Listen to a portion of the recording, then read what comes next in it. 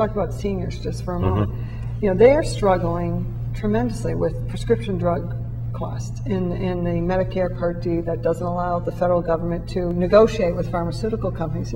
It's cuckoo to have that in place. Right. A woman that I spoke to just recently and this is not someone who's homeless. This is a woman who's worked, and she and her husband worked hard in their lives, but is now faced with, you know, what's called the donut hole in Social Security and Medicare, where she's been hit with it twice. So she's choosing, do I take my heart medication or my insulin, or do I try and parcel those off?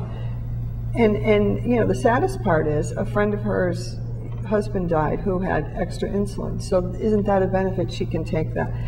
Those are the types of real struggles that people every day are living with. The whole in this healthcare community. thing. I mean, what is the answer to that? I mean, we have I think we should finally go to a centralizized single-payer system. Well, honestly, that is the most efficient system in a perfect world. And again, but other countries have problems with it too. It is. It's cost efficient because you cut out the profit aspect. You cut out the administrative costs, which are about 30% of our healthcare system now. But you also cut out a lot of incentives for people to work hard in that industry. Well, and we know that for the past 15 or more years, people have talked, but nothing's happened. Absolutely. And so one of the concerns, I put forth a healthcare policy that calls for universal healthcare coverage.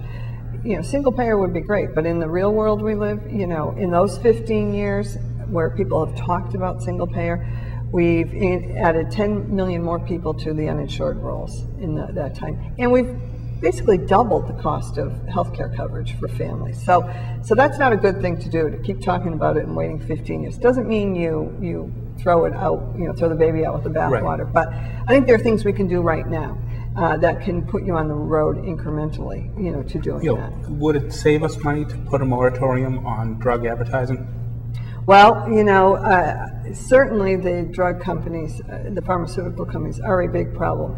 When we have a situation now that we can re-import drugs from Canada and buy them cheaper here, there's something wrong with the system. But that's because we have the open market and they have fixed pricing. Absolutely, and we are paying for all the advertising.